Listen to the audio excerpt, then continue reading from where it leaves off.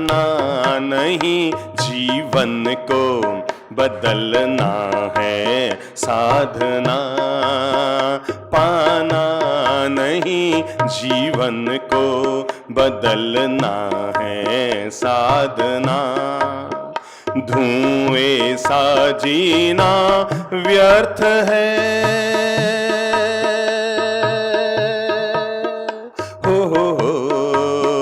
धुएं सा जीना व्यर्थ है, जलना है साधना, पाना नहीं जीवन को बदलना है साधना। सब गुनगुना लो, हाथ खोल लो और कंठ भी खोल लो। मंदिर में हम बहुत गए पर मन यह मंदिर नहीं बना, मंदिर में हम बहुत गए पर मन यह मंदिर नहीं बना। व्यर्थ शिवालय में जाना जो मन शिव सुंदर नहीं बना, पर की पीड़ा में मोम सा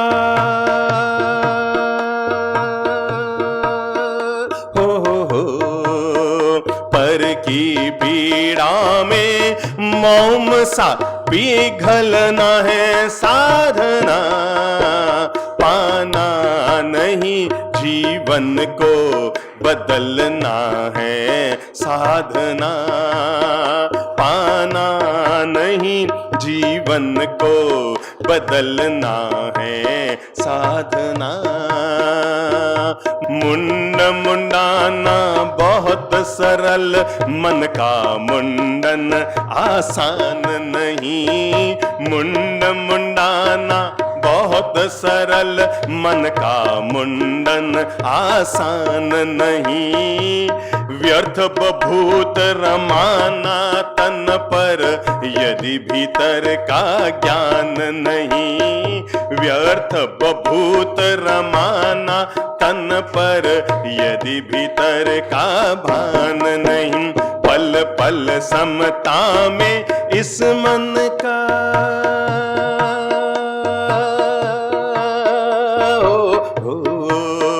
पल पल समता में इस मन का ढलना है साधना, पाना नहीं जीवन को बदलना है साधना, पाना नहीं जीवन को बदलना है साधना। सच्चा पाठ तभी होगा, बोलो सच्चा पाठ तभी होगा जब जीवन में पारायण हो, सच्चा पाठ तभी होगा जब जीवन में पारायण हो।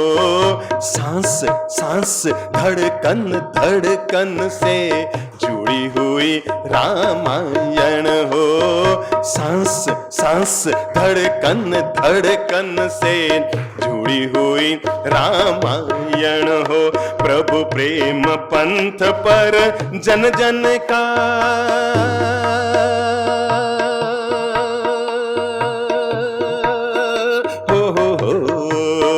प्रभु प्रेम पंथ पर जन जन का चलना है साधना, पाना नहीं जीवन को बदलना है साधना, पाना नहीं जीवन को बदलना है साधना।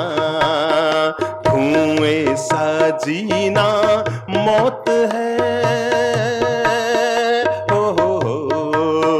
धुएं सा जीना व्यर्थ है, चलना है साधना, पाना नहीं जीवन को बदलना है साधना, पाना नहीं जीवन को बदलना है साधना। धुएं सा जीना मौत है, जलना है साधना पाना नहीं जीवन को, बोलो बोलो बोलो, बदलना है साधना, बदलना है साधना, बदलना है।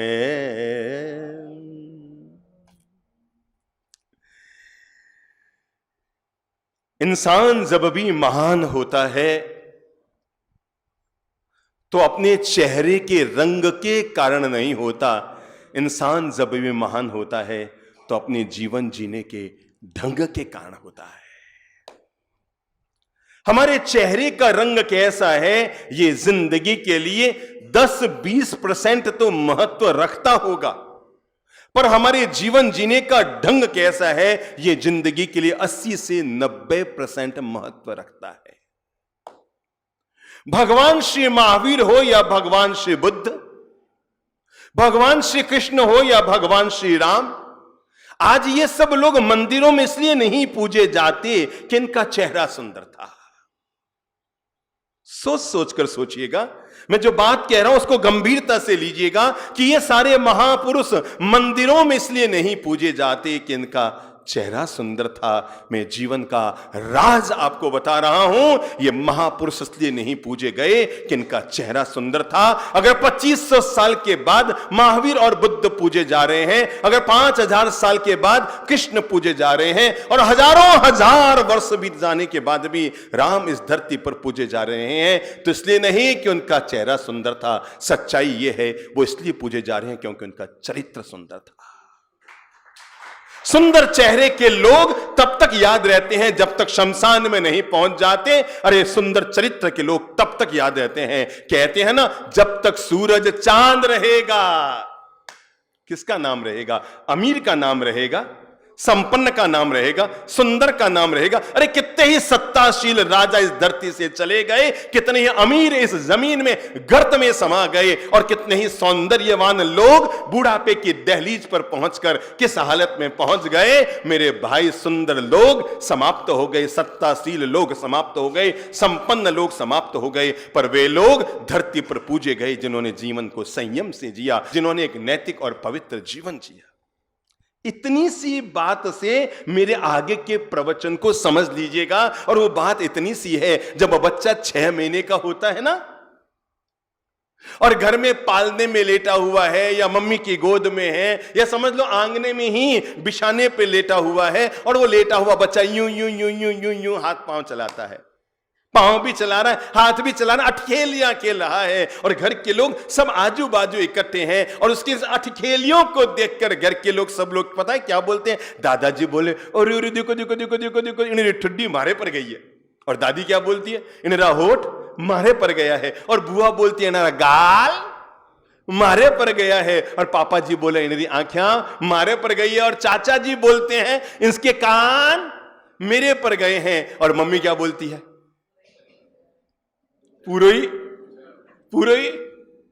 पूरे चेहरों मारे पर गया है। जिंदगी बड़ी गजब की होती है मेरे भाई। जब बच्चा 6 महीने का होता है तो घर के सब लोग उसके अठखेलियों को देखकर बोलते हैं, और मारे पर गए, मारे पर गए, मारे पर गए, मारे पर गए। जब वो 26 साल का होता है, किसी की छेड़खानी करके आता है, गलत काम करके आता है, घर में उपालम लेकर आते हैं, 10 लोग ओढ़वे देने के लिए घर पर आते हैं, तब तो वो पूरा परिवार इकट्ठा होता है उसके सामने, और मिलकर गाली निकालते हो, पूछते हो, और किन पर गए हो?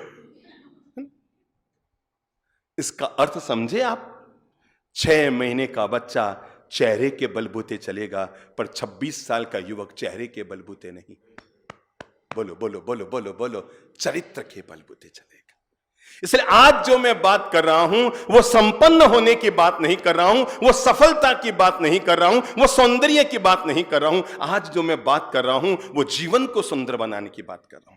आज जो मैं आप लोगों को कुछ निवेदन करना चाह रहा हूं वो संपन्न होने की बात नहीं कर रहा हूं, वो संस्कारशील होने की बात कर रहा हूं। अगर हमारा देश पूरे दुनिया भर में विश्व गुरु के रूप में माना गया तो मैं ये सुनना कभी पसंद नहीं करूंगा कि कभी ये देश सोने की चिड़िया रहा, इसलिए दुनिया भर में इसकी पहचान रही। मेरे भाई, सोने की चिड़िया के कारण इस देश की पहचान नहीं रही, क्योंकि सोने को तो लूटने वाले लूट कर चले गए, पर आज भी ये देश अपनी अमर थाती को लिए खड़ा है, क्योंकि इस देश की पहचान संपन्नता को लेकर नहीं, महान संस्कारों को लेकर होती थी। और इसीलिए यहां गर्भ से लेकर मृत्यु तक जीवन के हर कदम कदम पर जिस चीज को जोड़ा गया है वो संस्कार है, गर्भाधान संस्कार। अरे और तो और छोड़ो, यहां पर संस्कारों को इतना महत्व दिया गया कि अगर बच्चे का नामकरण भी किया जाता है तो उस नामकरण के साथ भी शब्द जोड़ा जाता है, नामकरण संस्कार। और आपको पता है अंतिम तूली भी जब लगाई जाती है, क्या लगाई जाती है? शमशान घाट पर किसी के शव को अंतिम तूली लगाई जाती है तो यह नहीं कहती अंत्येष्टि हो रही है, तब उस शब्द दिया गया अंत्येष्टि संस्कार दिया गया है। सनातन वैदिक परंपरा में जो 16 संस्कार दिए गए, ये 16 संस्कार केवल नाम के संस्कार नहीं है, ये व्यक्ति के जीवन को कदम कदम पर अपने जीवन को संस्कारशील बनाने के लिए दी जाने वाली प्रेरणा है। यहां जन्म का भी संस्कार है, गर्भ का भी संस्कार है, नाम का भी संस्कार है, स्कूल जाने का भी संस्कार है, उपनयन का भी संस्कार है, घर से बाहर निकलने का भी संस्कार है, विवाह का भी संस्कार है, पुत्र जन्म का भी संस्कार है, मृत्यु भी यहां पर संस्कार है। क्योंकि जीवन के हर कदम पर संपत्ति न हो तो चलेगा, सौंदर्य न हो तो चलेगा, पर इस देश में संस्कार न होंगे तो इस देश का भविष्य खतरे में चला जाएगा। किसी भी परिवार की अगर सबसे बड़ी दौलत होती है तो उस घर के संस्कार होते हैं। इसलिए अगर हम कहते हैं ना, कुलीनता की पहचान जब भी होती है तो आदमी की शालीनता से होती है। मैंने इसलिए कहा आदमी दुनिया में रंग से महान नहीं होता है, जब भी महान होता है अपने जीवन जीने के ढंग से होता है। दुनिया में कोई भी इंसान अपनी सूरत से महान नहीं होता है, जब भी महान होता है अपनी सीरत से महान होता है। मैं आपको आज राज की बात बता दूं, हर गोरा आदमी अच्छा नहीं होता और हर काला आदमी बुरा नहीं। अच्छाइयों और बुराइयों का संबंध, संस्कारों का संबंध व्यक्ति के रंग के साथ नहीं होता है, संस्कारों का संबंध व्यक्ति के जीवन जीने के ढंग के साथ होता है। और हम जिस संस्कृति में जन्मे हैं, यहां पर तो वाक्य सदा चलता रहा है, संस्कारी बच्चा सबसे अच्छा। बोल लो मुंह से, संस्कारी बच्चा सबसे अच्छा। फिर से बोल लो, संस्कारी बच्चा सबसे अच्छा, क्योंकि कदम कदम पर संस्कार दिए जाते हैं। इसी कोरोना काल में जब कई लोगों का देह विलय हुआ, मृत्यु हुई और सामूहिक निधन हुआ, हमसे जुड़े हुए एक परिवार में बहन है, उनके भी पूज्य पिताजी का देह विलय हुआ। जब वो हमारे सामने बैठे थे तो उनके शब्द जो मैंने सुने, मुझे लगा ये संस्कार बोलते हैं। और तब उन्होंने कहा, सब गम इस बात का नहीं है कि पिताजी चले गए, कईयों के गए, सब गए, जाने ही थे। 82 में जाओ कि 87 में जाओ कि 77 में जाओ कि 97 में जाओ, आया है तो जाना तो पड़ेगा ही। उगे सो तो आठ में, फूले सो कुमलाए, और जन्मे सो निश्चय, मरे कौन अमर हुआ है। जाना सबका तय था। तकलीफ इस बात की कम थी कि लोग गए, इससे ज्यादा तकलीफ इस बात की थी कि हमारे यहां किसी के मृत्यु होने पर जितने सम्मानजनक रूप से घर से उसको विदाई दी जाती है, वो विदाई किसी घर से नहीं दी जा सके। जो अंत्येष्टि संस्कार जिसे हम कहते हैं, हमारे यहां सबसे ज्यादा सम्मान अगर दिया जाता है। इसलिए आपको मालूम है, मारवाड़ी में कहावत है, पढ़ने में गयो कि नहीं गयो पर मरने में जरूर जाइए। सुना है ना माइतों से कि बेटा जिंदगी में हमारा दिया हुआ ये संस्कार अपने जीवन में जोड़ कर रखना कि किसी भी घर में पढ़ने में जावे कि नहीं जावे, यानी ब्याह शादी में तू गया कि नहीं गया पर मरने में जरूर जाना, क्योंकि वो सबसे महान अंतिम संस्कार माना जाता है। और इसीलिए उठावना होता है तो लोग समय पर आते हैं, अंत्येष्टि संस्कार में सब पहुंचते हैं। क्यों? क्योंकि हमारे यहाँ परंपरा रही है कि यहां पर अंतिम संस्कार भी बहुत सम्मानजनक रूप से। कई लोगों को केवल इस बात का मलाल रहा कि साहब जितने सम्मानजनक रूप से घर से अंतिम विदाई दी जाती है, वो विदाई नहीं दी जा सकी। सीधे अस्पताल से शमशान घाट तक और परिवार का व्यक्ति तक ना पहुंच पाया। तो वो जो संस्कार होता है, अंतिम संस्कार, तमिलनाडु में तो आपको पता है, किसी की मृत्यु हो जाए ना तो इतने धूमधाम से उसको विदाई दी जाती है जिसकी हद नहीं। दक्षिण भारत में किसी की मृत्यु हो जाए, इतने धूमधाम से विदाई दी जाती है। अभी दक्षिण अफ्रीका से कुछ महानुभाव पधारे थे, उन्होंने कहा सब यहां विवाह का महोत्सव जितना भारत में होता है उससे 10 गुना बड़ा महोत्सव जब किसी की मृत्यु हो जाए तो उसको इतने सम्मानजनक रूप से विदा दी जाती है। मैं आपको यह बताना चाहता हूं, हमारे यहां हर परंपरा संस्कारों से जुड़ी रही, हर परंपरा संस्कार प्रधान बनी रही। और मैं आज जो बात कर रहा हूं, ऐसा नहीं है कि केवल बच्चों को संस्कार देने की बात कर रहा हूं। जितने संस्कारों की जरूरत बच्चों को है, उतने ही संस्कारों की जरूरत बड़ों को भी है। हम लोग इस बात के लिए बच जाते हैं। संत जब बोलते हैं कहते हैं बच्चों में संस्कार नहीं है, बड़े बोलते हैं बाप जी टाबरा में संस्कार नहीं है। अरे टाबरा में संस्कार नहीं है तो इसके जवाबदार कौन है? कहीं ना कहीं मूल में कुछ भूल रही है मेरे भाई। अगर पेड़ के फलों में रोग लगा है तो इसका कारण पेड़ के फल नहीं, पत्ते नहीं, डालियां नहीं, कहीं ना कहीं जड़ें हैं। और ऐसे ही संस्कारों की जरूरत जितनी बच्चों को है उतनी ही ज्यादा बड़ों को भी संस्कारों की जरूरत है। हम लोग बचपन से ही अपने बच्चों को चांद सितारे छूने की प्रेरणा देते रहते हैं। मेरे भाई आज से ही मन बना लो, अपने बच्चों को बार बार प्रेरित मत करो। आजकल बच्चों का अधिकांश समय पढ़ाई या ट्यूशन, सुबह 6-6 बजे 5-5 बजे केवल पढ़ाई पढ़ाई पढ़ाई पढ़ाई पढ़ाई में जीवन चला जाता है। और पढ़ाई करके जैसे ही बाहर निकलता है फिर जॉब के नाम पर केवल कमाई कमाई कमाई कमाई में जीवन चला जाता है। जॉब आगे जैसे ही बढ़ता है फिर विवाह करके पूरा जीवन केवल लुगाई लुगाई लुगाई में चला जाता है। पुण्याई और घर के संस्कार तो हमारे हाथ में बच्चे ही नहीं पाते। केवल अपने बच्चों को यह प्रेरणा मत दो कि बेटा बड़े हो जाओ तो चांद सितारों को छूना। मेरे भाई अगर आप अपने भविष्य को संस्कारशील देखना चाहते हैं और आप चाहते हैं कि बुढ़ापे में आपके बच्चे आपके पास रहे और बुढ़ापे में आपके पास कोई एक गिलास पानी पिलाने वाला व्यक्ति आपके पास में आपका बेटा खड़ा हो, क्योंकि याद रखना संतान का सुख तो सबको मिलता है। अपने दिल की दिमाग की डायरी में नोट कर लो, जवानी में संतान का सुख तो सबको मिलता है, पर बूढ़ापे में संतान से सुख किसी किस्मत वाले को मिलता है।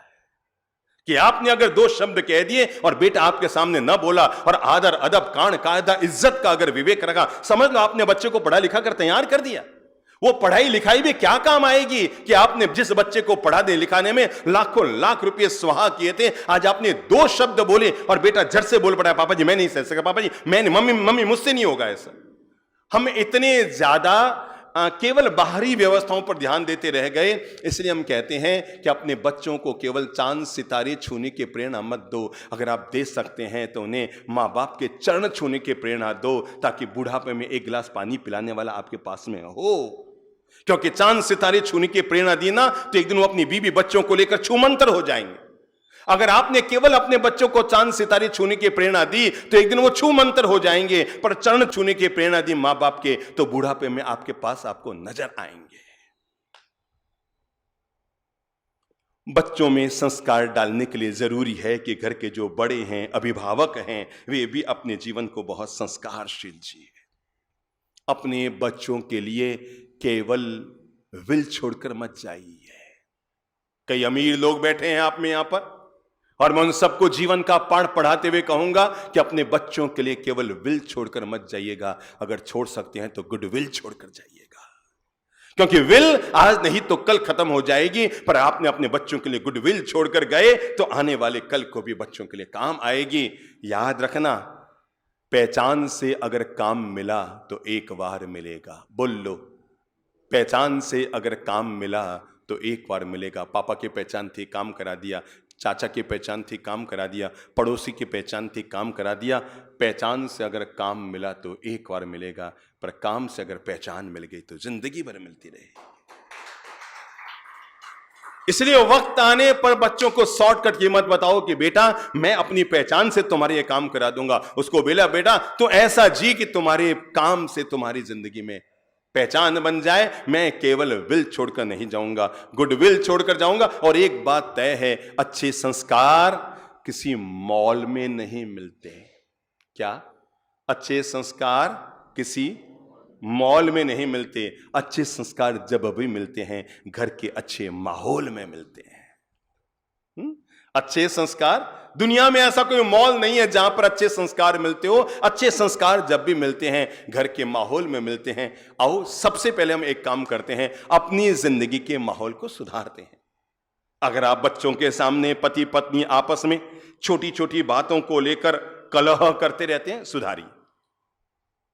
क्योंकि बच्चे वो नहीं सीखते जो हम कहते हैं। ध्यान दीजिएगा आप लोग, बच्चे वो कतई नहीं सीखते जो हम कहते हैं, बच्चे वही सीखते हैं जो हम बोलो बोलो बोलो बोलो बोलो बोलो, करते हैं, क्योंकि बच्चों के पास मूवी कैमरा होता है। बच्चों के पास क्या होता है? मूवी कैमरा होता है, और उनकी आदत होती है वो हर चीज को पकड़ते हैं। चलो आपको अगर देखना हो ना तो इससे देखो, घर में अगर साल 6 महीने का बच्चा है ना, मैं आपको बताना चाहता हूं बच्चे कैसे सीखते हैं। वो कुछ भी नहीं समझता, वो बोलना भी नहीं जानता। अरे 6 महीने तक तो बच्चा कलर का भी ज्ञान लेकर नहीं आता। 6 महीने तक बच्चे को यह भी पता नहीं लगता लाल रंग क्या होता है, हरा रंग क्या होता है, पीला रंग क्या होता है। वो पूरी दुनिया को ब्लैक एंड व्हाइट देखता है। समझ लो बच्चा 1 साल का 1.5 साल का हो गया है, वो अभी बोलना नहीं सीखा, हो सकता है वो पूरा चलना नहीं सीखा, पर मैं आपको बताऊं वो हमारे किए हुए कृत्य को कैसे सीखता है। 1.5 साल का बच्चा जो अभी पूरा अ ब स मम्मा पप्पा भी बोलना नहीं सीखा है, आप एक काम करना, और अपन ने किया भी है, और बच्चे के सामने जाकर मैं बता रहा हूं बच्चा कैसे पकड़ता है हमारे दृश्य को। अब बच्चा क्या करेगा बताओ, क्या करेगा? बुद्धि लगाओ, बुद्धि लगाओ। अगले दिन आप देखेंगे कि बच्चे के नेचर में आ गया। इसका मतलब यह है बच्चा वो हर चीज को पकड़ रहा है। और तब वो कितने साल का है? 1.5 साल का। आपने देखा होगा ना, अपन भी, बच्चा भी कैसे सीखा। जब 1.5 साल का बच्चा हमारे हर कृत्य को पकड़ रहा है, तो आप अपने 10 साल के बच्चे को नेग्लेक्ट कैसे कर रहे हैं कि वो कुछ समझता नहीं है? आपने तो झट से, घर में सब लोग बैठे हैं, बात चल रही है, और इतने में फोन आया है, घर में पापा जी है क्या, और आपकी पत्नी ने फोन उठाया है, वहां से इशारे से पूछे मतलब क्या? सल्टा दे मतलब क्या? नहीं है। बच्चा समझ गया, ओह झूठ बोलने से मामला जल्दी निपटता है। जब मम्मा पप्पा को, पप्पा मम्मा को दोनों आपस में एक दूसरे के इशारे में बात समझा रहे हैं, मेरे भाई मैं सच बताऊं, आपने अपनी पत्नी को समझाया, पत्नी समझी कि नहीं समझी, पर आपका बच्चा समझ गया, ये मेरी गारंटी है। उसकी जो पकड़ने की क्षमता है ना, इसलिए आपको पता है बच्चों का दिमाग जबरदस्त तेज होता है। संबोधि धाम में जब साधना के प्रयोग कराए जाते हैं, यहां पर बच्चों का जब शिविर होते हैं, यहां पर मैं आपको बताऊं, अब तक यहां पर कई बच्चे ऐसे तैयार हो गए हैं जो आंख पर पट्टी बांधकर किताब पढ़ लेते हैं। आप सोच सकते हैं कभी? अभी 2 दिन पहले जयपुर से एक बच्चा आया था, पता लगा 1500 तक का पढ़ा वो आराम से कहीं से भी बोल लेता है, और ये ट्रिक उसने केवल 1 दिन में सीख ली थी। मैं आपको यह बताना चाहता हूं बच्चों का दिमाग जबरदस्त तेज होता है, वो हर चीज को पकड़ सकते हैं। जिन्होंने सिखाया वो खुद भले ही न देख पाए आंख पर पट्टी बांधकर किताब, पर बच्चे बड़े आराम से पढ़ते हैं, क्योंकि बच्चों की तीसरी आंख जल्दी खुल जाती है, वो झट से हर चीज को पकड़ सकते हैं। उनकी प्रज्ञा शक्ति, उनका दिमाग खाली है, और हमारा दिमाग भरा हुआ है। तो खाली चीज में जल्दी कोई चीज भरी जाती है, भरे में भला क्या डाला जाएगा। मैं मानता हूं कि मां बाप बहुत चाहते हैं, हमारे पास बहुत सारे मम्मी पापा आते हैं, आकर कहते हैं बाप जी हमारे टाबरा में संस्कार दो, बच्चा में संस्कार दो, ये दो वो दो। जब यहां पर बच्चों के शिविर होते हैं ना, संबोधि धाम में व्यक्तित्व विकास शिविर, जीवन निर्माण शिविर, देश भर से बच्चे आते हैं, भाग लेते हैं। अभी कोरोना काल में 1.5 साल से ना हो पाया, बाकी पूरे देश भर में लोकप्रिय है संबोधि धाम का बच्चों का शिविर है, पूरे देश भर से बच्चे आते हैं। मैं आपको बताऊं केवल 5 दिन का, 7 दिन का शिविर होता है। माँ बाप को लगता है साहब 17 साल में जितना बच्चा हमारे घर में, कॉलेज में, स्कूल में जाकर न सीख पाया, संबोधि धाम में जब बच्चों का कैंप होता है, केवल 7 दिन में बच्चा इतना ट्रेंड, इतना संस्कारशील हो जाता है। माता पिता आते हैं मिलने के लिए यहाँ पर।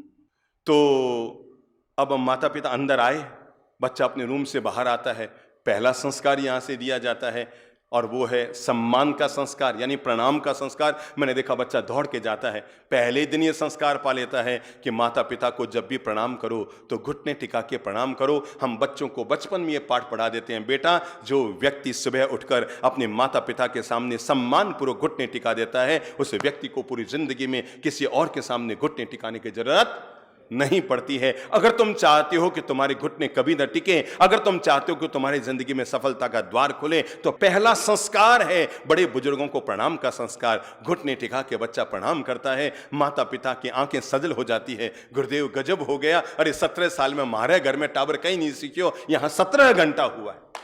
पहले दिन तो शाम को छोड़कर जाते हैं, और अगले दिन दोपहर में मिलने आते हैं, और 20 घंटे के बाद वो अपने बच्चे में जो परिवर्तन पाते हैं, ऐसा लगता है बच्चा खिलता हुआ गुलाब का फूल बन जाता है। हर माता पिता चाहते हैं कि उनके बच्चों में अच्छे संस्कार पड़े, पर अच्छे संस्कारों को डालने के लिए जरूरत इस बात की होती है कि उन माता पिता को खुद को अच्छा बनना पड़ेगा। मेरे भाई, अकेले बेडरूम में आप पति पत्नी को झूठ बोलना हो तो आपस में बोल लेना। जो लोग अपने आने वाली पीढ़ी का भविष्य अच्छा देखना चाहते हैं, जो चाहते हैं कि हमारे बच्चे घर में संस्कारशील बनकर जिए, उनके लिए सबसे ज्यादा जरूरी है कि वो अपने बच्चों के सामने कभी भी झूठ न बोलें। बच्चा देखता है मम्मी ने बोली झूठ तो मिली मिठाई और मैंने बोला सच तो मिली पिटाई, अब मैं क्या करूं कर। मम्मी ने बोला झूठ तो मिली मिठाई, बात बिल्कुल सच गई। हाँ हाँ हाँ हाँ। और बच्चे को पता भी है मम्मी 100% सफेद झूठ बोल रही है। घर में तो बच्चा था ना, पापा जी तो दुकान में थे और बच्चे को सब मालूम है घर में क्या हुआ था और उसको पता है मम्मी 100% झूठ बोल रही है। अब वो भी बेचारा पापा को बोल नहीं सकता मम्मी झूठ बोल रही है, क्योंकि मम्मी से रोज 5 रुपए उसको मिल रहा है। सबकी अलग अलग अटकी हुई है कहीं ना कहीं। बच्चा बेचारा पापा को बोल नहीं पा रहा कि पापा मम्मी तो बिल्कुल ही सफेद झूठ बोल रही है। बच्चा यूं, मम्मी फिर आंख भी दिखा दे बच्चे को, बच्चा समझ जाता है मतलब पापा को नहीं कहना है, पर बच्चा जीवन का पाठ ये समझ जाता है, ओ मम्मी ने झूठ बोलकर बात को सुलझा दिया, मैं सच बोला तो बात उलझ गई थी, मुझे भी कल से इन दोनों के सामने। इसलिए ये मत कहो कि हमारे बच्चे झूठ बोलते हैं, ऐसा कहो कि हमने भूल से अपने बच्चों को झूठ बोलना सिखा दिया। मैंने इसीलिए कहा बच्चों के लिए केवल विल छोड़कर मत जाइएगा, बच्चों के लिए गुड विल छोड़कर जाइएगा। आपके बच्चे कहें आपके जाने के बाद और जीते जी साहब मैं अमुक पिता के संतान हूं, मैं अमुक व्यक्ति के संतान हूं। वे माता पिता अधम होते हैं जो बच्चों को जन्म देकर उनको भाग्य भरोसे छोड़ देते हैं। वे माता पिता मध्यम होते हैं जो बच्चों को जन्म देकर उनको अकूत धन देते हैं। पर वे महान माता पिता युगों युगों तक धरती पर पूजे जाते हैं जो अपने बच्चों को अच्छे संस्कार देते हैं। इसलिए अब मैं जो आपको प्रेरणा देना चाह रहा हूं वो है कि अपने बच्चों को कार बाद में दीजिए, कार से पहले संस्कार पहले दीजिए। और संस्कारों को देने के लिए पहला शब्द याद रखिए, बच्चे वो नहीं सीखते जो आप करते हैं। प्राय कर जब भी घरों में जाते हैं ना आजकल, तो घर के बच्चे या घर के लोग हाथ में एक चीज लिए हुए बैठे हैं। माला नहीं, बता दूं आपको, आजकल प्राय कर घरों में जाते हैं ना तो सभी लोग हाथ में लगभग एक चीज लिए, चाहे कोई सोफे पर बैठा है, चाहे कोई कुर्सी पर बैठा है, चाहे कोई कहीं बैठा है। कभी अचानक कुछ घर में चले जाते हैं तो देखते हैं सबके हाथ में एक चीज है। क्या है? मोबाइल है। लगभग सबके हाथ में, सभी के हाथ में वो है। हमने यहां तक देखा है नई नई शादी हुई है, पहले जमाने में तो पत्नी पीहर चली जाती थी तो कई लोग दाढ़ी बढ़ाया करते थे ना, आप लोगों ने कहीं ना बढ़ाई होगी। शादी करके पहली बार पत्नी पीहर गई, 7 दिन नहीं है तो दाढ़ी बढ़ाई, बाल बढ़ाए, और ये सब किए जताने के लिए हम तुमसे आई लव यू करते हैं, मतलब प्यार करते हैं हम तुमसे बहुत ज्यादा। पर अब ये सब जमाने चले गए, क्योंकि पत्नी 15 दिन पीहर रह जाए तब भी दिमाग में आदमी का नहीं आता, वो तो अपना समय है किस में पास कर लेता है, आराम से समय। हम देखते हैं जैसे नई नई शादी करके पति पत्नी आए हैं, उनके मम्मी पापा ने भेजा भाई संबोधाम जाओ, गुरुदेव को धोख लगा के आओ। कई घरों में ऐसे आमना है कि जैसे ही घर में कोई शुभ काम होता है तो पहले धोख लगाने के लिए, जैसे लोग देवी देवताओं को भेजते हैं, तीर्थों में भेजते हैं, तो देश भर में कई गुरु भक्तों के घर में ये भी परंपरा है कि वो संबोधि धाम भेजते हैं कि वहां जाकर गुरुदेव को धोख लगा के आ जाओ, मंदिर में धोख लगा के आ जाओ, वहां का आशीर्वाद फलाए। अब समझ लो कि हम कोई स्वाध्याय कर रहे हैं कि आहार कर रहे हैं या और भी कोई ज्ञान का काम कर रहे हैं, और हमने उन दोनों को बोला 5 मिनट में हम आ रहे हैं। हम 5 मिनट में वापस बाहर आए, तब तक हम देखते हैं दोनों ही बिजी हैं। किसमें? पत्नी भी अपने मोबाइल लगा कर बैठी है, यूं यूं यूं यूं कर रही है, पति भी अपना मोबाइल लगा के बैठा है, यूं यूं यूं कर रही है। मैं बचपन में रोज सोचा करता था, यार ये द्रोणाचार्य ने एकलव्य से अंगूठा ही क्यों मांगा? आज पता लगा व्हाट्सएप में टाइम बर्बाद ना करे, शायद इसलिए मांगा होगा।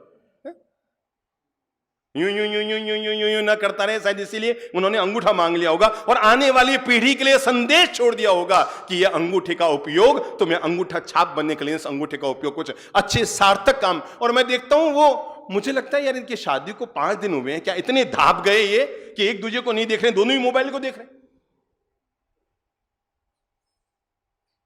तो कई चीजें ऐसी है जो आप बच्चों में तो सुधरी हुई देखना चाहते हैं पर अपने को सुधारना नहीं चाहते हैं। हम बच्चों को तो बोल लो क्या देखना चाहते हैं? सुधरा हुआ देखना चाहते हैं, पर अपनी नस्ल को सुधारना नहीं चाहते हैं। मैं घर में गए थे हम लोग, तो हमने देखा घर में जैसे ही हम घुसे तो देखा बच्ची किताब पढ़ रही थी, और जानकर आश्चर्य हुआ चंद्रप्रभु जी महाराज की किताब है जीने की कला। शायद इस एक किताब ने कई लोगों की जिंदगी में उत्साह, उमंग और ऊर्जा भरी है। तो मैंने देखा वो बच्ची उस किताब को लिए बैठी थी। मुझे बड़ा अच्छा भी लगा कि 12 साल की बच्ची और दोपहर में हम घर पर गए हैं तो किताब पढ़ रही है। 10 कदम हम आगे गए तो मां भी आगे बैठी थी और जानकर आश्चर्य हुआ, उसकी मां भी हमारी ही किताब पढ़ रही थी और वो भी किताब पढ़ रही थी। तो मैंने बहन जी से पूछा, मैंने कहा बहन जी आपके तो बहुत जोरदार बात है, आप दोपहर में किताब पढ़ती है हमारी। कहा बाप जी बच्चे कहा हुआ कहाँ मानते हैं आजकल। क्या कहा, अब सुनिएगा उसकी लाइन। बाप जी बच्चे आजकल कहा हुआ कहाँ मानते हैं, कुछ भी कह दो बच्चे कहना ही नहीं मानते हैं। इसलिए मैंने कहना बंद कर दिया, अब करना शुरू कर दिया है। मैं किताब पढ़ूंगी तो मेरा बच्चा अपने आप अच्छी किताब पढ़ेगा। ये अगर आप सोचें कि आप तो बाहर मोबाइल पे समय बर्बाद करते रहें और बच्चे से उम्मीद करें कि वो अंदर बैठ के पढ़ाई करें, आप तो बाहर क्रिकेट देखते रहे बैठकर और बच्चे तू पढ़ मैं पढ़, अरे मैंने लागे थे तो कमेंट्री देख रहे हो, क्रिकेट देख रहे हो और मने कह रहे हो तो धारावाहिक देख रहे हो, कहानी घर घर की, और मुझे कहते हैं कल परीक्षा है पढ़ाई कर। मेरे भाई बच्चे कहना नहीं मानते, बच्चे किया हुआ मानते हैं। और उस महिला ने जीवन का पाठ पढ़ाया। बाप जी मैं रोज 1 घंटा अच्छी किताब आपकी पढ़ती हूं इस शुभ भावना के साथ कि मेरे बच्चों को मैं कहूंगी बार बार पढ़ने का तो वो नहीं पढ़ेंगे। पर बाप जी ताज्जुब की बात बताऊं, शुरुआत में तो मेरे बच्चे मुझे यूं ही देखते थे, पर आज धीरे धीरे महीना 2 महीना हो गया जब मैं आपकी किताबें पढ़ रही हूं और मैं देख रही हूं विगत 4-5 दिन से मेरे बच्चे भी आपकी किताबें ले लेके पढ़ने लग गए हैं। समझे आप इस बात से कुछ जीवन की सीख मिली आपको कुछ कि बच्चे इनको अगर संस्कारशील बनाना है, इनमें अगर अच्छी आदत डालनी है, इनमें अगर अच्छी चीज डालनी है तो इसके लिए जरूरी है कि हमें भी अच्छा होना पड़ेगा। कौन कौन से संस्कारों की जरूरत है, हमें भी, मुझे भी, आपको भी और आप सबके संतान बेटे और बेटियों को भी। आज की तारीख में कौन कौन से संस्कार हैं जिनमें कटौती होती जा रही है और उन्हें बढ़ा लें। अपनी बात कहूं इससे पहले एक 4 लाइन की घटना कहता हूं। और घटना इतनी सी है कि एक बार कुएं से 4-5 महिलाएं घड़ों में पानी भरकर अपने घर की तरफ जा रही थी। सबके कंधों पर बड़े बड़े घड़े रखे हुए थे, किसी ने सिर पर, किसी ने कंधे पर उठाया हुआ था। 4 महिलाओं के कंधे पर पानी का घड़ा था। एक बूढ़ी महिला पीछे पीछे यूं ही चल रही थी। अब खाली महिलाएं चल रही है तो क्या करेंगे, बतियाना शुरू करेंगे। भाई बातें करा आप और तो कहीं करा तो मारो बेटो, अरे बहुत बड़ो पैसा कमाए, आजकल मुंबई गए न घना पैसा कमाया न मोटो अमीर बन गयो। आजकल वो हवाई जहाज से आवे, ट्रेन व्रेन में तो आवी को नहीं, जद भी आवे गांव हवाई जहाज में आवे न कार्य लेने आवे। और मारो बेटो तो बहुत धनवान है, कहीं बहुत धनवान हो गयो, मारो बेटा तो बहुत धनवान हो गयो। और संयोग की बात तभी एक अच्छी सी बड़ी सी कार आई, धूल उड़ाती हुई, करीबन 60 लाख की कार आई, मर्सिडीज कार आई। और वो बेटा आया और कार रुकी। माँ कैसे हो, अरे हाँ बेटा, हाँ बेटा, हाँ। बेटा नीचे उतरा, माँ ने कहा बेटा एक काम करनी, ओ घड़ो घरे ले जा, थकी हूं मैं, कुएं से लेने आई हूं, घड़े ले जा। ओहो मम्मा आपको कितनी बार बोला यार 4 आदमी रख लो घर में, 2 नौकर रख लो, ये मैं अब पानी का घड़ा ले जाता हूं अच्छा लगूंगा। आप तो खुद सुधरते हो और मुझे कहते हैं पानी का घड़ा, मुझसे ये सब नहीं होगा मम्मी, मैं तो जा रहा हूं। मेरा बेटा बड़ा धनवान है, लेकर निकल गया कार आगे।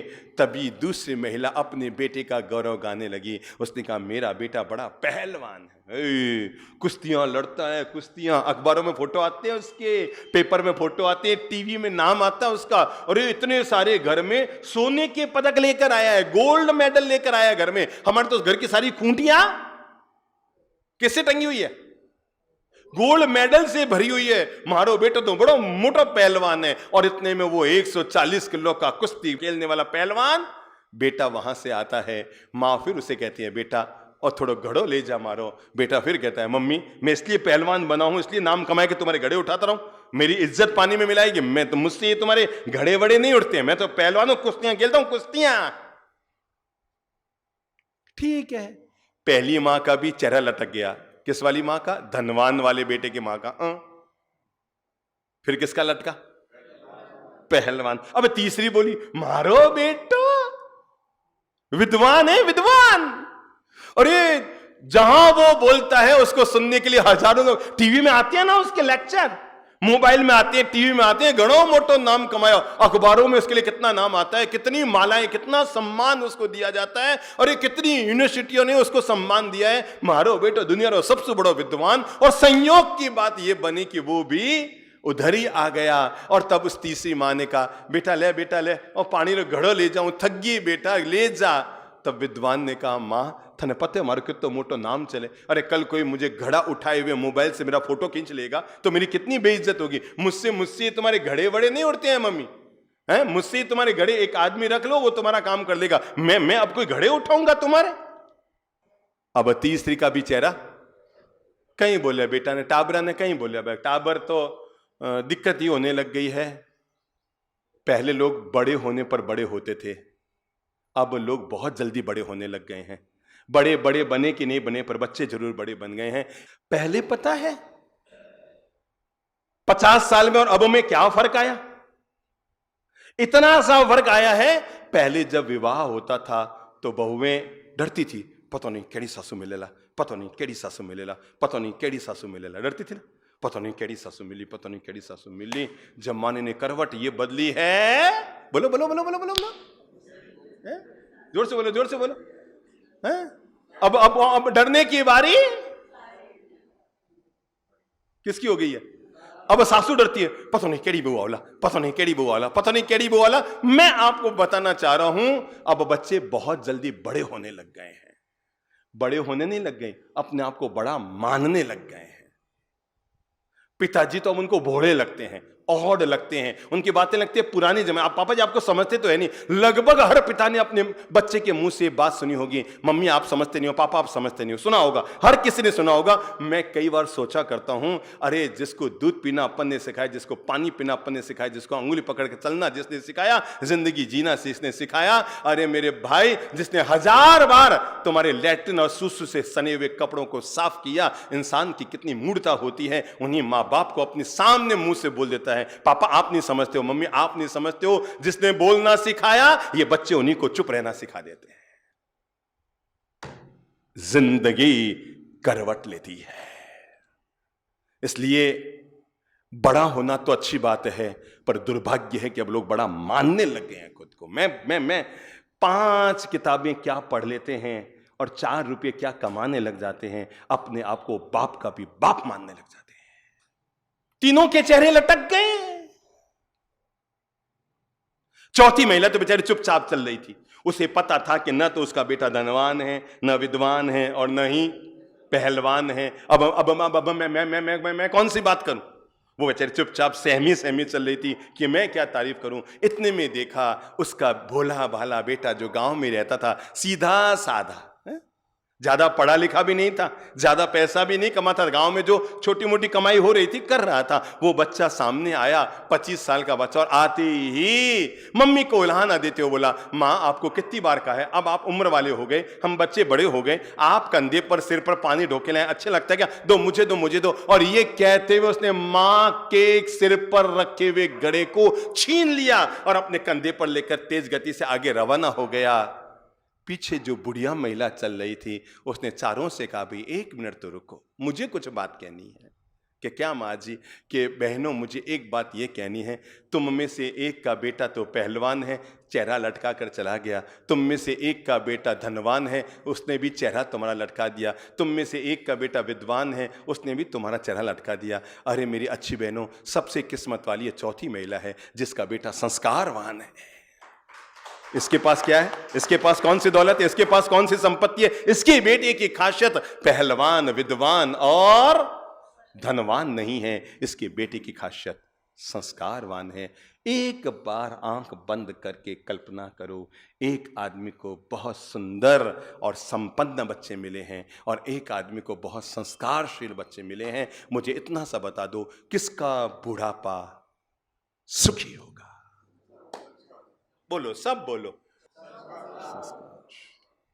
अगर आप चाहते हैं कि आपका बुढ़ापा सुखी हो तो अपने बच्चों को केवल कार मत दो, दे सकते हैं तो कार से पहले संस्कार दो। इसलिए हमने पूरे देश में नारा दिया था, कार बाद में हो, संस्कार पहले हो। कार से पहले दीजिए संस्कार। फिर से बोल लो, कार से पहले दीजिए। ऐसे लटक कर बोलेंगे, हाथ खड़ा करके, कार से पहले, कार से पहले, कार से पहले। हाँ, और जिसके पास होती है संस्कार, उसकी सही रास्ते चलती है घर की हमेशा कार। कौन कौन से संस्कारों की जरूरत होती है? अगर पहला संस्कार आप अपनी जिंदगी में, अपने बच्चों की जिंदगी में डालना चाहें, मैं फिर बात दोहरा दूं, बच्चे वही करते हैं जो हम करते हैं। इसलिए बच्चों का भविष्य वही बनता है जो हमारा वर्तमान होता है। बच्चे तो गीली मिट्टी की तरह है। क्या है? बच्चे तो गीली मिट्टी की तरह है, आपके हाथ में है। आप चाहें तो उसे चीलम बना दें, आप चाहें तो उसे सुराही बना दें। फर्क समझ गए? बच्चे तो गीली मिट्टी की तरह है। कुम्हार तय करता है कि इस मिट्टी को ढालते समय उसकी मनोदशाएं क्या होती है, उसका संकल्प क्या होता है, उसकी सोच क्या होती है, उसकी मानसिकता क्या होती है कि मैं इसको क्या स्वरूप देना चाहता हूं। और जब वो दिमाग में ले लेता है कि मुझे इसे सुराही बनाना है, तो एक दिन वो सबके कंठ को शीतल करने वाली सुराही, सुराही समझते ना? पुराने जमाने में एक छोटा घड़ा होता था जिसके आगे मुंह होता था। यात्राओं में मुंह बांधकर ठंडा पानी पीने के लिए ले जाते थे, याद है ना? सुराही। और शायद जिन लोगों ने सुराही का मतलब समझ लिया, वो चिलम का मतलब भी समझते हैं। जो पुराने जमाने के लोग सुराही का मतलब समझ चुके हैं, वो चिलम का मतलब भी जान गए हैं। तो हमारे हाथ में है, हम अपने बच्चे के भविष्य को, एक कुम्हार मिट्टी को चाहे तो चिलम बना सकता है, मिट्टी को चाहे तो मंगल कलश बना सकता है। फैसला हमें करना है। पहला संस्कार मेरे, आपके, सबके जीवन में देने के लिए पहला संस्कार है, और वो है आदर अदब का संस्कार। बोल लो मुंह से, कौन सा संस्कार? आदर अदब का संस्कार। एक बार फिर से बोलो मुंह से, आदर अदब का संस्कार। जैसे ये बहन जी बैठी है, खड़े होइए। खड़े होइए। अब शायद वो महिला है जिनके सास भी है और बहू भी है, ठीक है ना? आप दो पाट के बीच में है, ठीक है? दो पाटन के बीच में साबत बचाना, कोई फंसती रहती है। इच्छा तो होती है सासू मां के सामने बोल भी जाऊं, फिर लगता है नहीं मैं बोली तो वो भी मेरे सामने बोलेगी, तो कुछ चाहते हुए भी बोल नहीं पाती है। चलो मैं आपसे पूछूं, आपके सास भी है, आपके बहू भी है। अगर आपकी सास जमीन पर बैठी है सामायिक लेकर, और आप खाना खाने के लिए कुर्सी पर बैठ गई है, तो आप क्या उम्मीद करती है कि आपके बहू आगे जाके क्या करेगी? वो भी ऐसे ही करेगी। अगर आप चाहते हैं कि आपकी बहू जब आप जमीन पर बैठी हो तो जमीन पर बैठे, तो आपको क्या करना पड़ेगा? बस। बड़ों की आदर अदब केवल बड़ों की नहीं, हमारे भविष्य की व्यवस्था है। क्या है? भविष्य की। आप अगर अपने सासू मां की सेवा कर रहे हैं तो ये मत सोचना आप उनकी सेवा कर रहे हैं। सच्चाई है कि अपनी सेवा करवाने का बंदोबस्त कर रहे हैं, क्योंकि बड़ी बहू काढ़े कार और छोटी बहू उसके ला। अब तो सुनिए नहीं, मारवाड़ी में, जोधपुर में भी चलती होगी नहीं, बड़ी बहू काढ़े कार, कि बड़े जिस पर चलेंगे छोटे उसी पर आएंगे। अरे सीधा साधा समझो ना, पानी यहां भरा हुआ है, आपने मिट्टी में यूं अंगुली खींची, अब पीछे का पानी किधर आएगा? उधर ही आएगा। आप अपनी बहू से जो जो उम्मीद करते हैं, आपको कुछ नहीं करना है। उन उम्मीदों पर आप बहू बनकर खरे उतरते रहिए, आपकी बहू भी खरी उतरेगी, तय मानकर चलिए। तो पहला संस्कार जो घर का होता है, आदर अदब का संस्कार। घर में अगर कोई मेहमान आए तो बच्चों को सीख दो, बेटा चाचा जी आए इनके पास बैठो। स्थितियां ये हो गई है कि घर में अगर बड़े पापा जी, ताऊ जी, चाचा जी, मासी, मासा जी, मामा जी अगर घर में मिलने आए हैं, आप आज ही घर में देख लेना, मैं जब कहूंगा ना आपको लेकर, अरे वाह हमारे घर की भीतर की बातें गुरुदेव को कैसे पता लगी। और हकीकतें आपको बयां कर रहा हूं कि जब घर में कोई मेहमान आए हैं, आप देखेंगे सबसे पहला काम घर में क्या होता है, आपके जो बच्चे हैं ना वो छिप जाएंगे, अपने बेडरूम में चले जाएंगे, और आप अंदर देखने जाएंगे वो क्या कर रहे हैं। घर में तो आए आपके सगे चाचा जी और वो बच्चे सब अंदर चले गए, और वो क्या कर रहे हैं? पलंग पर उल्टे लेट गए हैं, बैठे भी नहीं है, पलंग पर उल्टा पसर गया। बिना लेटना नहीं कहते उसको, क्या कहते हैं? पसर गया। टांगे पीछे से ऊपर और गर्दन आगे से ऊपर। अब हाथ में क्या है? किसी के मोबाइल। आजकल एक छोटा सा लैपटॉप और आता है, उसको क्या कहते हैं सुरेश बाबू? तो वो टैबलेट सामने ले लेंगे, पहले तो पसर जाएंगे, फिर टांगे पीछे से दोनों ऊपर और आगे से गर्दन ऊपर। अब वो सामने उनके क्या है, टैबलेट या मोबाइल या लैपटॉप। अब उनको पूछो क्या कर रहे हैं, उनमें से एक तो वीडियो गेम खेल रहा है, एक कोई दृश्य को देख रहा है और एक व्हाट्सएप की फाइलें खोल रहा है। अब आप बाहर में बैठे आवाज लगाएंगे, टिंकू। आजकल तो एक तो ये हो गया घर में बच्चों का नाम और कुत्ते का नाम मिलते जुलते, अब पता ही नहीं लगता किसको बुला रहा है, अभी कुत्ते को बुला रहा है कि बच्चे को बुला रहा है। मतलब कई घरों में वैसे हो गया। तो अब वो बाहर आएगा, मुन्ना बेटा देखो चाचा जी आए हैं, मिलो बेटा। प्रणाम करो बेटा।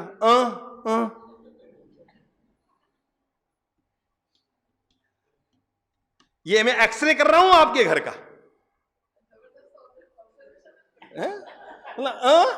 अरे ये सब तो हमारे साथ होता, सोचो आपके साथ क्या होता होगा। अब वो मम्मी पापा आवाज, समझ लो हम आधे घंटा बैठे हैं घर के आंगन में, वो बेचारे मम्मी, मुन्ना सुन देख बाप जी आया। अगर आपने 5 सेकंड उससे बात नहीं की, ट्यूं ट्यूं अंदर। फिर आप आवाज देंगे 15 मिनट बाद, अरे टिंकू हाँ क्या है, अभी तो आया था ना। उन्हें हमें बचपन से ये बात पढ़ानी पड़ेगी कि बेटा जिंदगी केवल किताबों से नहीं बनती, जिंदगी केवल मोबाइलों से नहीं बनती, जिंदगी केवल टैबलेट और लैपटॉप से नहीं बनती, जिंदगी अपनों के साथ अपनों के बीच बैठती से बनती है। इसलिए आदर अदब उठने बैठने का उनको संस्कार देना पड़ेगा। बेटा घर में चाचा जी आए, चलो बंद करो मोबाइल, बंद करो लाइट, बंद करो, आके बैठो। और इस बात के लिए अगर आपको थोड़ा कड़क भी होना पड़े तो हो जाओ, क्योंकि आज आप कमा कर उन्हें खिला रहे हैं तो आपके अंडर में हैं, कल वो आपको कमा के खिला रहे होंगे। सोचो उस समय तो आपका सुनने वाला भी घर में कौन होगा, जब कमा वो रहे होंगे और खा आप रहे होंगे। आज तो ये हकीकत है कि आप कमा रहे हैं, वो खा रहे हैं, तब भी वो घर में अपनी चला रहे हैं। तो झट से उन्हें कहो बेटा चाचा जी चलो यहां बैठो। हम एक घर में थे, अमीर घर में, 150 लोग इकट्ठे थे। यूं ही बातों बातों हमने पूछा, मैंने कहा टाबर वाबर ऊपर है। तो दादा ने आवाज लगाई, बेटा नीचे आ। वो फिर नहीं आया। दादा ने फिर अपने स्टाफ को कहा, मुन्ने नीचे ले रहा। वो नीचे आया और हमने देखा हम सब लोग जमीन पर बैठे हैं, सत्संग कर रहे हैं। उनके दादा पिता, मम्मी पापा, दादी और बड़े पापा सब बैठे हैं। वो 10 साल का बच्चा ऊपर से आया और जड़ से सामने एक पलंग पड़ा था, उस पर जाके पसर गया। बैठ नहीं गया, बैठे तो फिर भी यूं अदब से बैठे, पसर गया आकर के यूं जम गया। अब सबको शर्म आ रही है, दादी को भी, दादा को भी, मम्मी पापा को भी। बाप जी नीचे बैठा, मैं सब नीचे बैठा और वो आने। तो दादा बेचारा बार बार आंख से सर गया, वो देखे ही नहीं। यूं का मतलब क्या हुआ, मतलब नीचे बैठ, पर वो छोरो एड़ो के सुना ही नहीं। वे के नीचे बैठ, वो नजर ही नहीं निकाले, वे यूं करे, वो यूं करे, वो यूं करे। आखिर मुझे ही कहना पड़ा चलते सत्संग में। मैंने कहा बेटा बड़े जब नीचे बैठे हो ना तो बच्चों को भी नीचे बैठना चाहिए। चलो आओ खड़े हो, नीचे आके बैठ जाओ। तो वो फिर से मुंह फुलाकर नीचे आके दम से बैठ गया। अब बताओ इन पैसे रो कहीं करा बना, आप बताओ इस अमीरी का करें क्या। आप मन में खुश होता रहो, मारकन इतो पैसे। मेरे भाई घर की दौलत वो नहीं होती जो तिजोरी में होती है, घर की दौलत वो होती है जो घर के लोगों में संस्कार के रूप में होती है। इसलिए परमात्मा से यह प्रार्थना केवल मत करो कि मेरे घर की तिजोरी भरते रहना, कि नित्य नित्य मंगल उदय करते रहना, कि रिद्धि वृद्धि कल्याण करते रहना। परमात्मा से साथ में यह प्रार्थना करो कि हे ईश्वर मेरे घर में अमीरी थोड़ी कम ज्यादा हो तो कोई दिक्कत नहीं, संपन्नता थोड़ी कम ज्यादा हो तो कोई दिक्कत नहीं, कोठी बंगला मकान छोटा मोटा हो तो कोई दिक्कत नहीं, पर मेरे घर के जितने सदस्य हैं हम सब सदस्य हिल मिल जुल कर रहे, संस्कार पूर्वक रहे, आदर अदब कान कायदा इज्जत ये सब हमारे घर के हर सदस्य में बरकरार रहे। कि बड़ों के साथ कैसे पेश आया जाता है, कितने सम्मान से पति के सामने बोला जाता है, कितनी मान मर्यादा कान कायदा रखते हुए पत्नी से बात की जाती है, कितने सम्मान से अपनी सासू मां के साथ पेश आया जाता है। और यही तो हमारी कुलीनता का गौरव रहा है।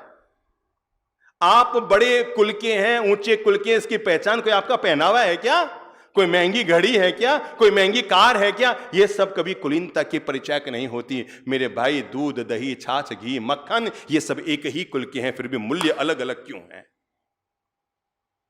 सोचो सोचो सोचो सोचो, सबका वंश एक, दूध दही घी मक्खन पनीर और छाछ, और भी इसके जो जो चीजें बनती हैं वो सब है तो एक ही वंश के, है तो एक ही कुल के ना, लेकिन इसके बावजूद ये उनके उन योग्यताओं और संस्कारों का फर्क है कि किसी का मूल्य 5 रुपए किलो है और कोई 500 रुपया किलो है। एक ही कुल के होने के बाद सबके मूल्य में फर्क है।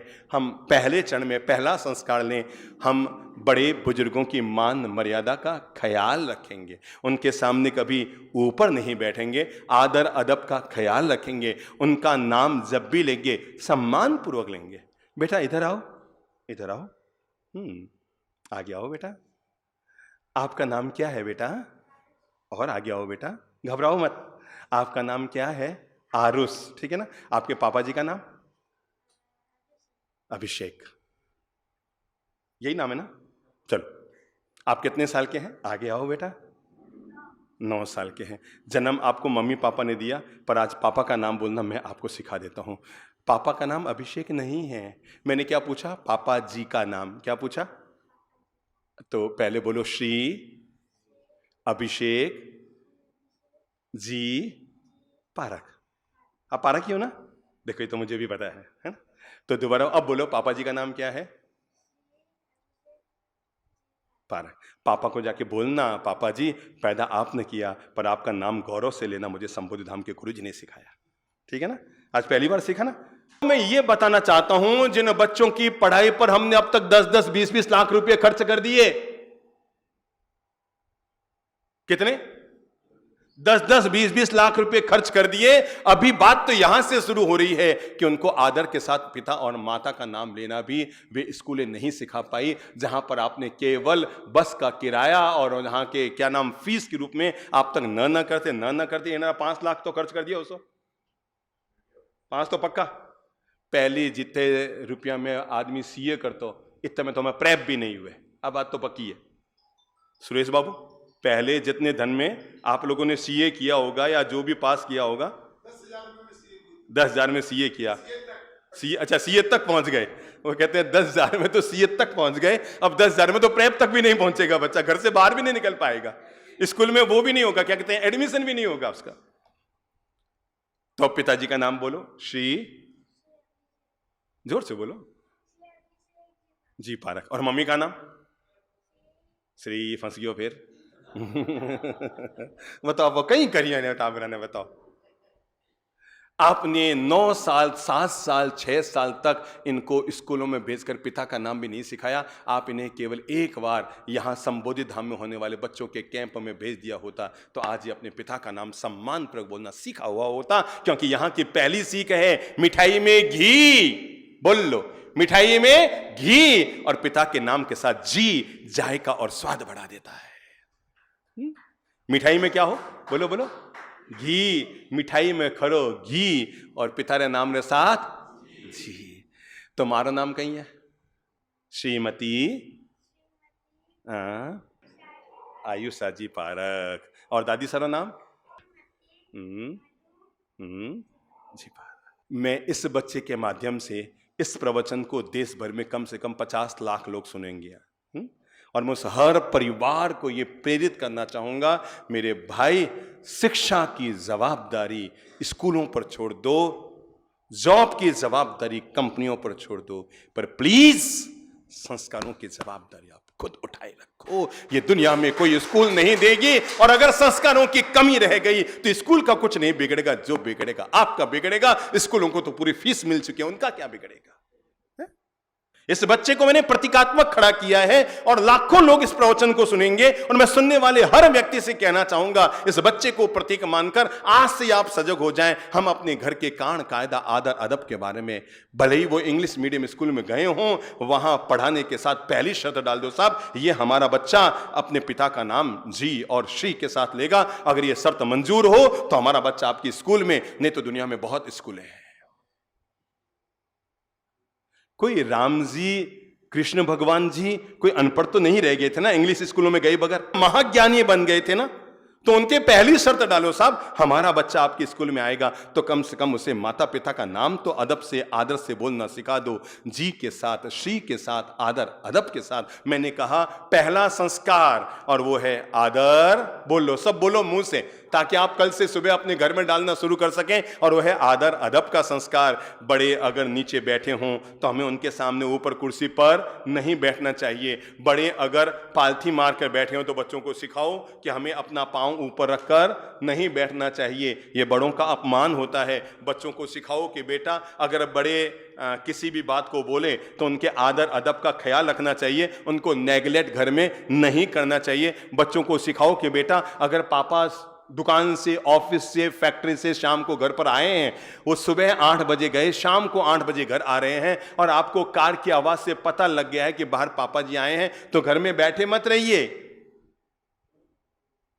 घर में पसरे मत रहिए। आप खुद जाइए बच्चों के, बेटा पापा जी हैं, चलो गेट पे चलो, और उनके सम्मान में दरवाजे पर जाइए। उनको एहसास हो कि घर में मेरी इंतजारी चल रही थी। और इतना ही नहीं, बाहर दरवाजे पर जाकर उनके हाथ में अगर सूटकेस है, उनके हाथ में अगर बैग है या जो भी थैला है, अपने हाथ में लीजिए, पधारो पापा जी, विराजो पापा जी, पधारो सा। आदमी को एहसास हो मैं 12 घंटा से घर में आया हूं और हालत यह है, आदमी 8 बजे जाता है, वापस 8 बजे घर में आता है और शाम को घर में देखता है कोई उसको इंतजारी करने वाला नहीं, कोई दरवाजे पर मिलने वाला नहीं, कोई उसके लिए मुस्कुराने वाला नहीं। सब अपने अपने मोबाइलों में, टीवी में, लैपटॉप में, किचन में, सब अपने अपने कामों में व्यस्त है। आदमी सोचता है मैं घर पे था तो भी ऐसा ही हूं और फैक्ट्री में था तो भी ऐसा ही हूं।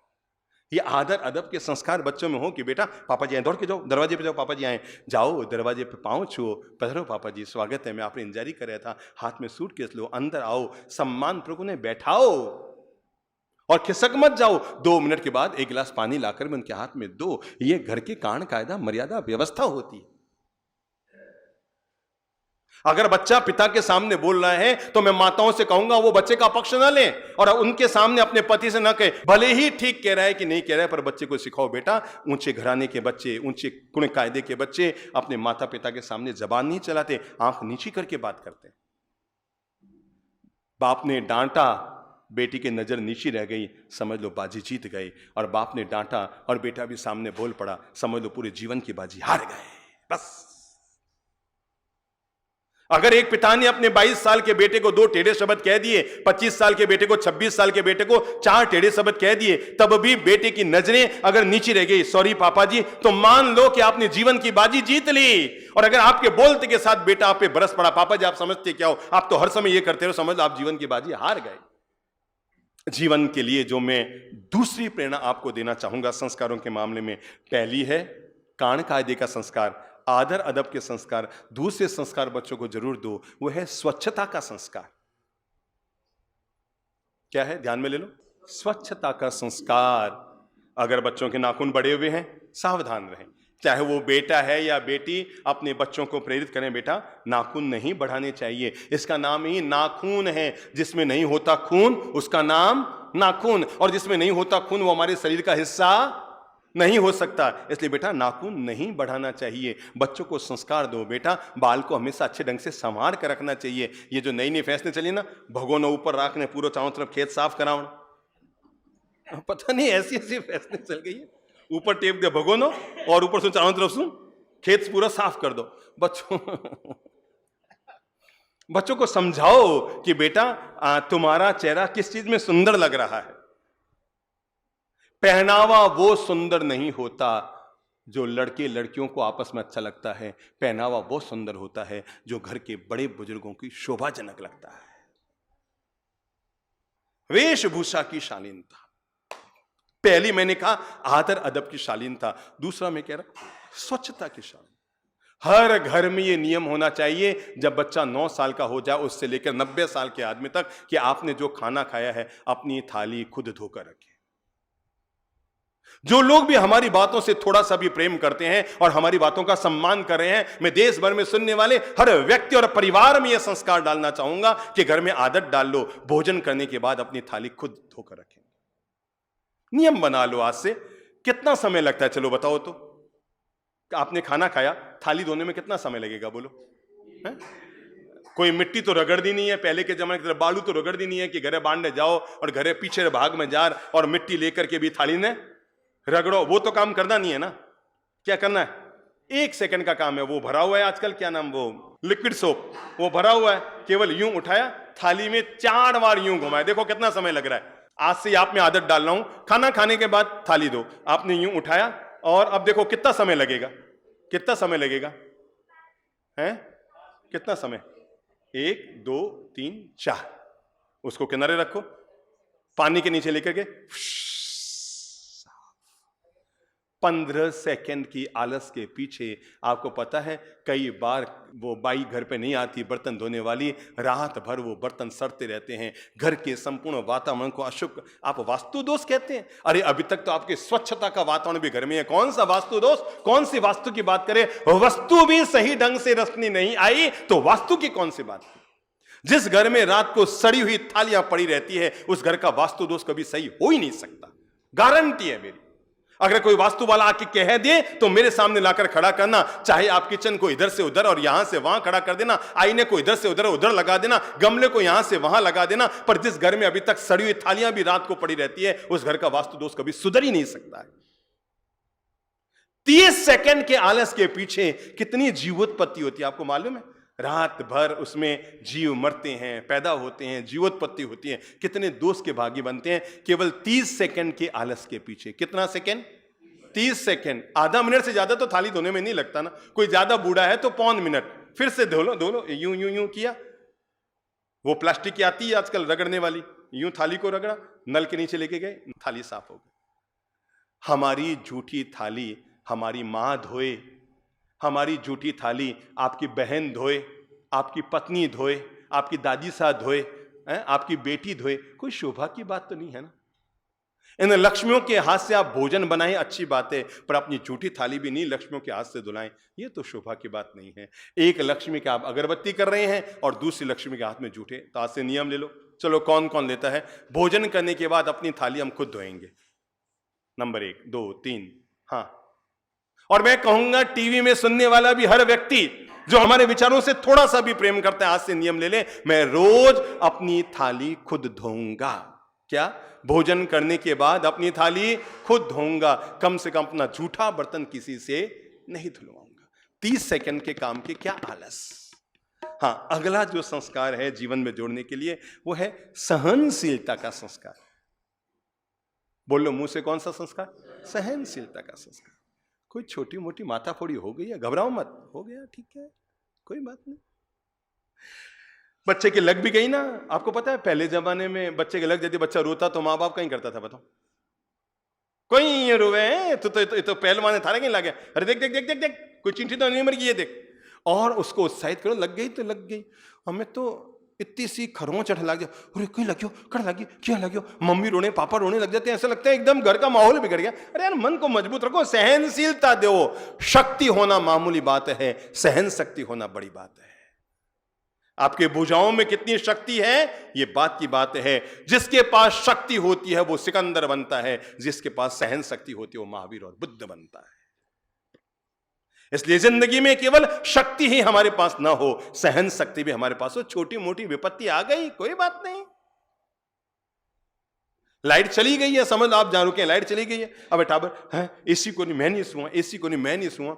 अभी हम जब मंगलायतन में थे ना, एक परिवार आया हुआ था, तो रात को पहुंचे भी वैसे लेट थे, वो जयपुर से ट्रेन आती है 11:30 साढ़े 11 बजे तो पहुंचे वहां। अब समझो वो रूम में सोए, उससे पहले 12 बजे लाइट चली गई। अब वो सब लोग नीचे आए, बाप जी लाइट गई, प्रिया तो होटल में जावा, संबोध धाम में पता कर लो, बट लाइट है बटे एसी रूम में जाओ। पर मैं क्या सोचो थे से सुगला बोरिया बिस्ता भेड़ा कर संबोध धाम पहुंचिया और बड़ा पहुंचते बटे लाइट गई तो कहीं करोला। थोड़ी सहन शक्ति भी हो कि हम जिस परंपरा के ग्रस्त हैं उनके संत तो बिना लाइट, बिना पंखे, बिना एसी, बिना उसके कूलर के सो जाते हैं। चलो आज 4 घंटा लाइट नहीं है, हम संत नहीं बन सकते, पर संत जीवन का थोड़ा सा तो आनंद ले लें। चलो हम पंखे के बिना, एसी के बिना, कूलर के सो जाते हैं और बच्चे ऐसे हाय तो करने लग जाते हैं, बच्चे यूं हाय तो करने लग जाए, नहीं बाप जी नहीं, बाप जी नहीं। सहनशीलता का संस्कार हो। हाँ, जो अंतिम 1-2 और संस्कार कहकर बात को खत्म कर रहा हूं वो है बड़ों की सेवा शुश्रूषा करने का संस्कार। ये तो जरूर हो।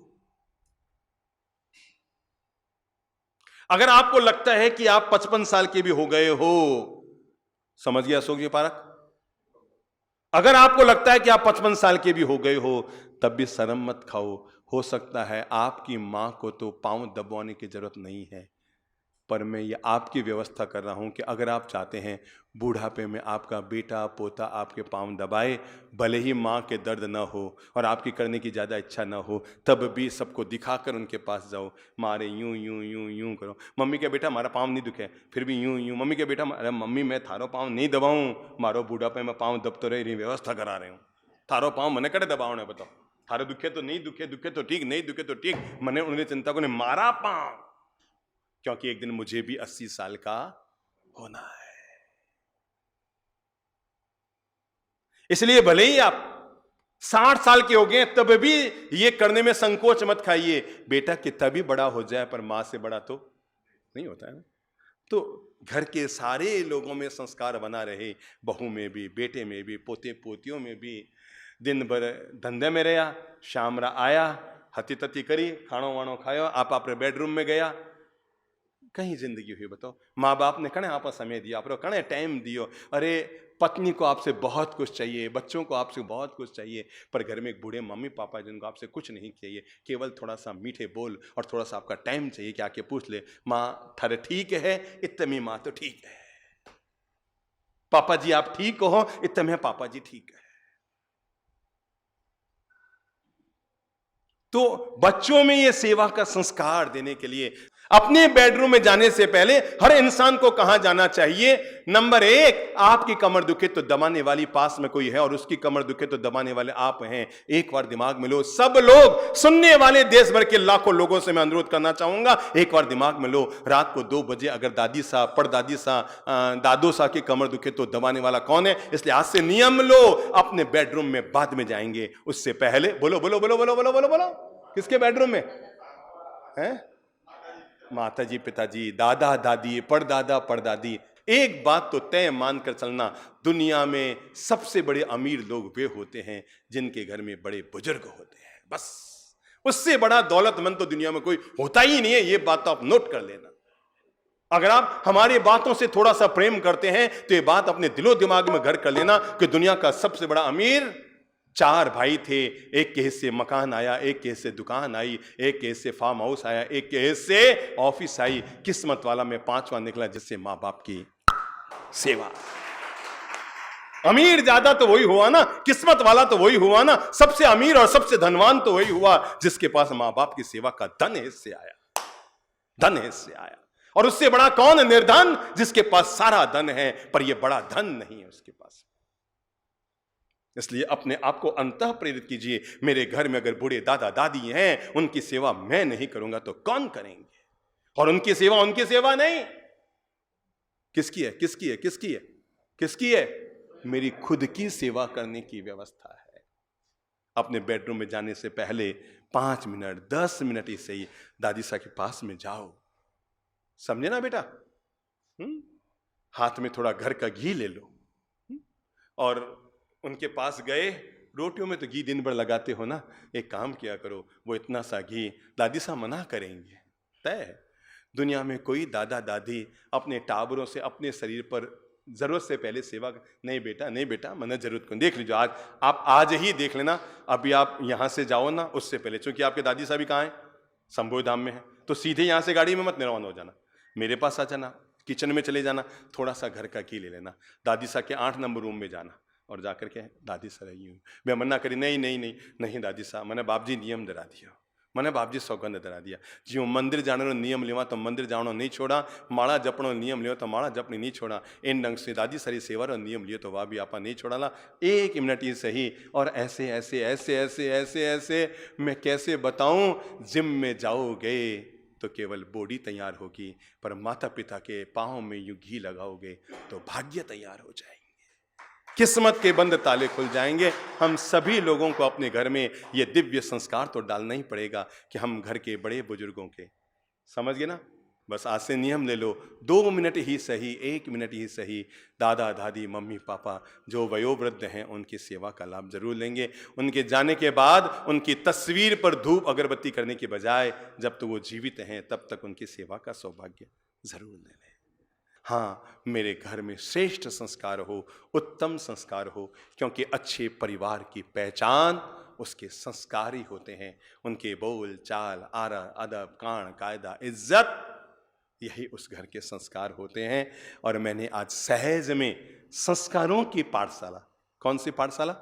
संस्कारों की पाठशाला का मैंने आपको पाठ पढ़ाया कि अगर हम ये संस्कार अपने घर परिवार में जोड़ते हैं तो हमारे लिए बेहतरीन रहेंगे। चलो, उठने से पहले हम संस्कारों की पाठशाला का अ ब स अपनी जिंदगी में जोड़ कर चलते हैं। अभी तक तो हमने पढ़ा ना, अ से अनार, और आ से आम, और ई से इमली, और ई से ईख, यही सब पढ़ा ना। और ये पढ़ पढ़कर हमने और हमारे बच्चों ने क्या पाया?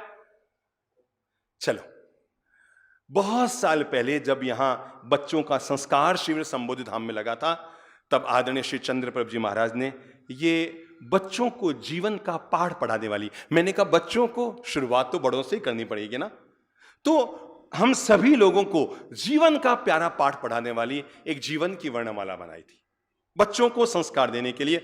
2 मिनट हम बच्चे बन जाते हैं, फिर से अपने जीवन की 12 खड़ी को हम याद करते हैं, स्वर और व्यंजन विज्ञान को हम समझते हैं, और अ ब स का जीवन का पाठ पढ़ते हैं। ये अ ब स नहीं, ये 12 खड़ी नहीं, ये जीवन की वर्णमाला केवल जीवन की वर्णमाला नहीं, ये हमारे संस्कारों की वर्णमाला है। अ से अदब करो, सब बोलेंगे, कोई चुप नहीं रहेगा। अ से आ से आत्मविश्वास रखो। यूं बैठो तो आत्मविश्वास नहीं बोलीजिए भाई। खाली बोरी लटक सकती है, लेट सकती है, पर खड़ी नहीं हो सकती है। और बोरी को अगर खड़ा करना है, भरना पड़ेगा। तो भरो अपनी जीवन की बोली को। अ से अदब करो, आ से आत्मविश्वास रखो, ई से भगवान की इबादत करो। क्या है?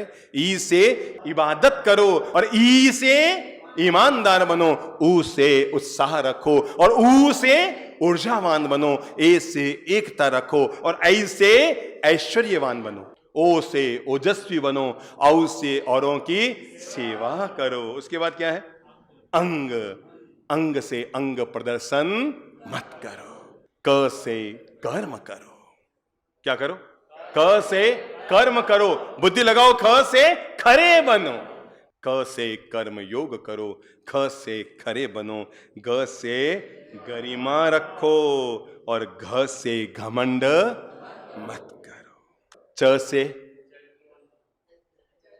चरित्रवान बनो। हर अक्षर के जुड़े हुए शब्द को जीवन के साथ जोड़ लो, बस यही संस्कार बन जाएंगे। च से चरित्रवान बनो, छ से छलो मत, ज से जलो मत, और झ से झगड़ो मत।